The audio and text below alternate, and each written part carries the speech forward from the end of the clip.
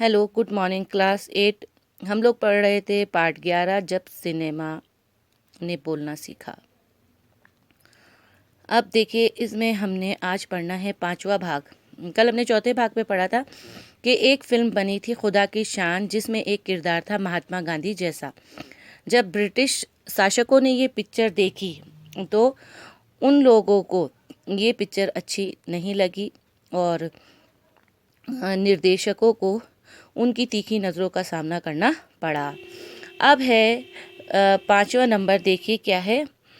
स्वाक cinema के दौर की शुरुआत कराने वाले निर्माता निर्देशक अर्देशीर इतने विनम्र थे कि जब जब 1956 में आलम आरा के प्रदर्शन के 25 वर्ष पूरे होने पर उन्हें सम्मानित किया गया और उन्हें भारतीय स्वाक फिल्म का पिता कहा गया, तो उन्होंने उस मौके पर कहा था, मुझे इतना बड़ा खिताब देने की ज़रूरत नहीं है, मैंने तो देश के लिए अपने हिस्से का ज़रूरी योगदान दिया है।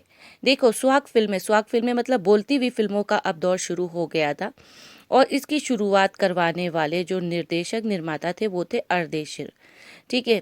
जब इनको पुरस्कार दिया गया 1956 ईस्वी में, आलम आरा के जब 25 साल पूरे हो गए, इनको सम्मानित किया गया और इन्हें स्वाक फिल्मों का पिता कहा गया। तो ये इतने उदार थे कि इन्होंने कहा कि मुझे इतना बड़ा खिताब देने की कोई ज़रूरत नहीं है, मैंने तो अपने देश के लिए अपने ज़रूरी योगदान को दिया है।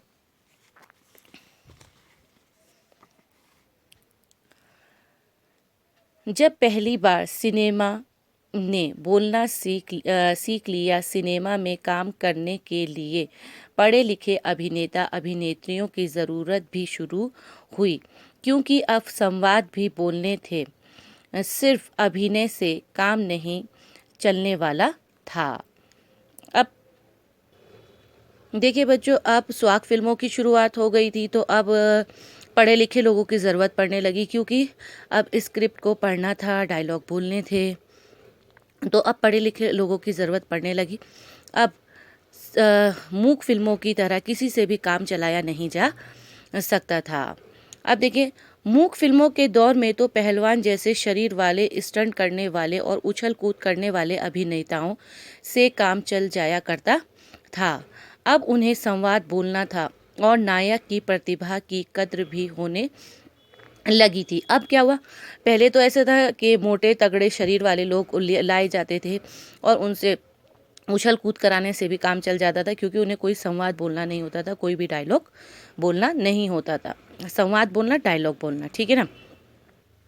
अब डायलॉग बोलने पड़ते थे और अभिनेता के बोले हुए डायलॉगों की भी कदर होने लगी थी। इसलिए आलम आरा के बाद आरंभिक स्वाक दौर की फिल्मों में कई नायक अभिनेता बड़े पर्दे पर नज़र आने लगे। हिंदी उर्दू भाषाओं का महत्व बढ़ा। अब बड़े बड़े जो पढ़े लिखे लोग थे वो फिल्म में अभिनय करने के लिए आने लगे, वो नज़र आने लगे और उन्हें हिंदी उर्दू भाषाओं का महत्व का पता होना चाहिए था और इससे हमारी भाषा को भी बढ़ावा मिला। सिनेमा में देह और तकनीक की भाषा की जगह जन प्रचलित बोलचाल की भाषाओं का दाखिला हुआ। सिनेमा ज़्यादा देसी हुआ। एक तरह की नई आज़ादी थी, जिससे आगे चलकर हमारे दैनिक और सार्वजनिक जीवन का प्रतिबिंब फिल्मों में बेहतर होकर उभरने लगा। अब क्या हुआ कि लोग सादी भाषा का इस्तेमाल करने, जो हम लोग घरों में बोलचाल में इस्तेमाल करते हैं शब्द, ऐसे शब्दों का इस्तेमाल होने लगा और सिनेमा ज़्यादा देसी हुआ। देसी मतलब लोगों के दिलों तक छूने वाला बनता गया और ये एक नई आज़ादी की एक लहर थी, जो सार्वजनिक जीवन के प्रतिबिंब फिल्मों में बेहतर होकर उभरने लगे। जो हमारी सार्वजनिक जीवन है, मतलब जो हमारी दिनचर्या है, वो फिल्मों के ज़रिए लोगों तक पहुंचने लगी। अच्छा, हमारा आज यहाँ तक ख़त्म हुआ। इसके आगे हम लोग कल यहाँ से पढ़ेंगे, ठीक है। तब तक क्लास 8 आप लोग इसके जितना आपको पढ़ाया जा रहा है इसकी रीडिंग करते रहेंगे बच्चों, घर पे रहेंगे, सेफ रहेंगे। तब तक के लिए खुदा हाफिज़।